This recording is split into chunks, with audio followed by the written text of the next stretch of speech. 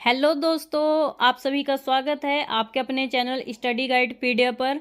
आज की वीडियो है यूपीएससी एस्पिरेंट्स के लिए। यूपीएससी आईएएस आईएफएस का नोटिफिकेशन आ चुका है, जिसका एग्ज़ाम है 28 मई को।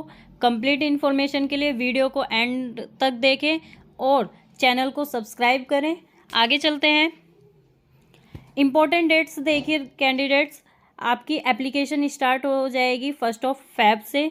लास्ट डेट आपकी 21 फैब है। टिल 6 PM तक आपकी एप्लीकेशन फिल होगी। और अगर आपको एप्लीकेशन में कुछ करेक्शन करना है तो आप 22 फैब से लेकर 28 फैब तक करेक्शन कर सकते हैं।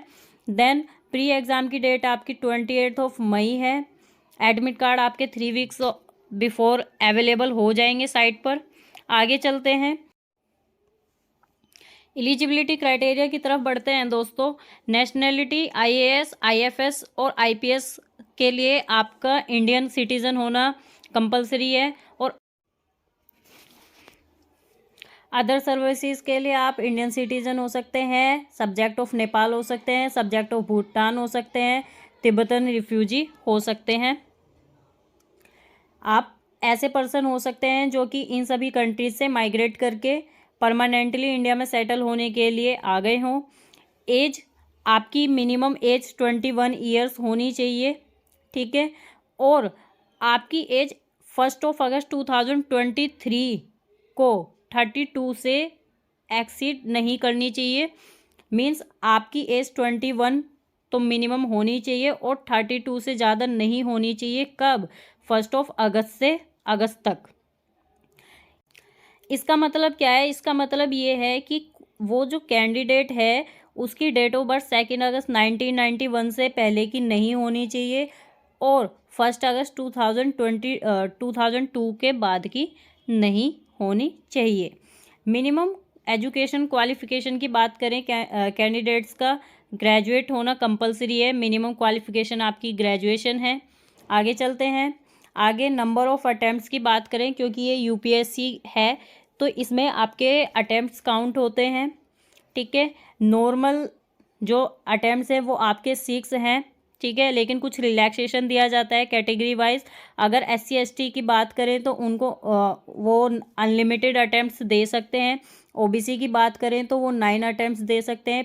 PWBD कैटेगरी की बात करें 9 अटेम्प्ट्स जनरल, EWS OBC और अनलिमिटेड है SC ST के लिए। ये ध्यान देना है आपको। आगे चलते हैं। फीस की बात करते हैं दोस्तों। जनरल OBC EWS कैंडिडेट की फ़ीस 100 है, ठीक है। SC ST और ऐसे पर्सन्स जिनको किसी भी तरीके की डिसेबिलिटी है उनकी फ़ीस नील है।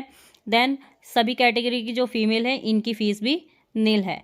आगे चलते हैं। किस तरीके से आपको अप्लाई करना है? तो अप्लाई करने के लिए आपको सबसे पहले 1 टाइम रजिस्ट्रेशन करना पड़ेगा। 1 टाइम रजिस्ट्रेशन होगा आपका यूपीएससी की ऑफिशियल साइट पर।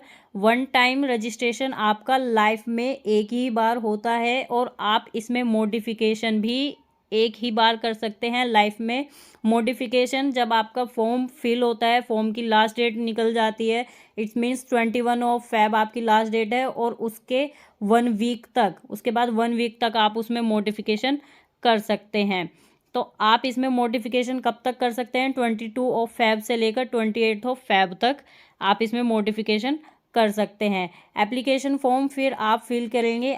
आप सबसे पहले OTR रजिस्ट्रेशन करेंगे, देन आप उसके बाद एप्लीकेशन फॉर्म फिल करेंगे।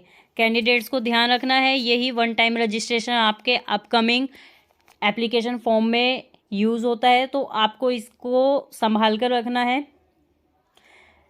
फेज़ क्या क्या है आपका? प्री एग्ज़ाम होगा 28 मई को और मेंस एग्ज़ाम कंडक्ट हो सकता है नवंबर 2023 में। प्री एग्ज़ाम पर चलते हैं दोस्तों। इसको थोड़ा सा जूम कर लेते हैं ताकि आपको क्लियर दिखाई दे। प्री एग्ज़ाम में देखिए, आपका प्री एग्ज़ाम 2 पार्ट में होगा। एक पेपर फर्स्ट होगा और एक पेपर आपका सेकंड होगा। दोनों पार्ट आपके 200 मार्क्स के होंगे और दोनों ही पार्ट्स को करने के लिए आपको 2 आवर दिए जाएंगे, कंप्लीट 2 आवर।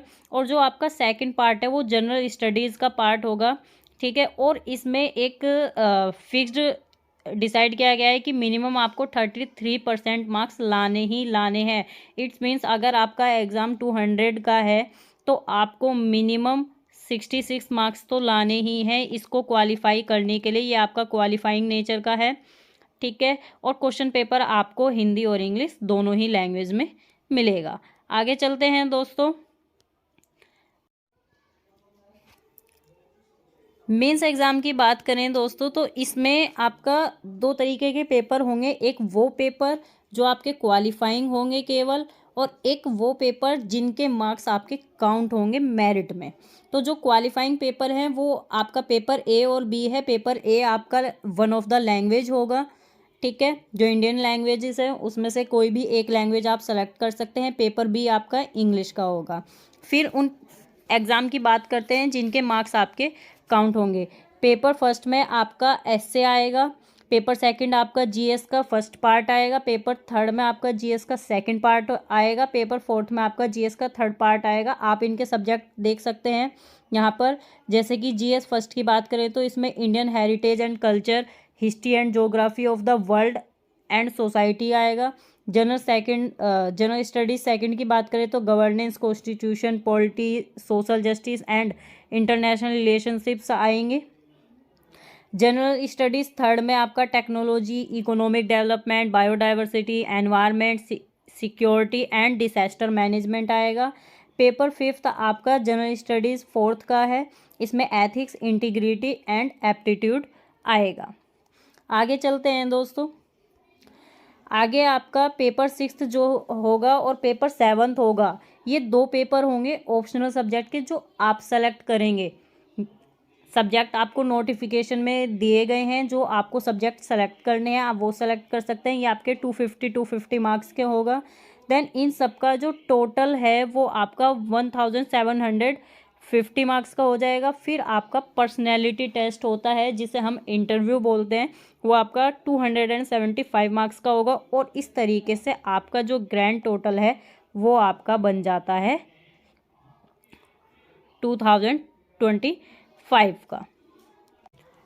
दोस्तों अभी केवल प्री का ही रजिस्ट्रेशन है। जिन कैंडिडेट्स का प्री एग्ज़ाम क्लियर हो जाता है उसके बाद उन्हें मेंस के लिए दोबारा से एप्लीकेशन फॉर्म फिल करना पड़ता है, जो कि प्री के रिज़ल्ट के बाद फिल होता है, ठीक है। तो अभी आपको केवल प्री का फॉर्म फिल करना है। उसके लिए आपको first of all OTR registration करना है। देन उसके हेल्प से आपको जो ID एंड पासवर्ड मिलेगा उससे आप एप्लीकेशन फॉर्म फिल करेंगे। एप्लीकेशन फॉर्म फिल करने के बाद आप अपनी स्टडीज़ कंटिन्यू रखिए। सेशन को एंड करने से पहले दोस्तों प्लीज़ लाइक करें, शेयर करें एंड सब्सक्राइब करें। थैंक यू दोस्तों।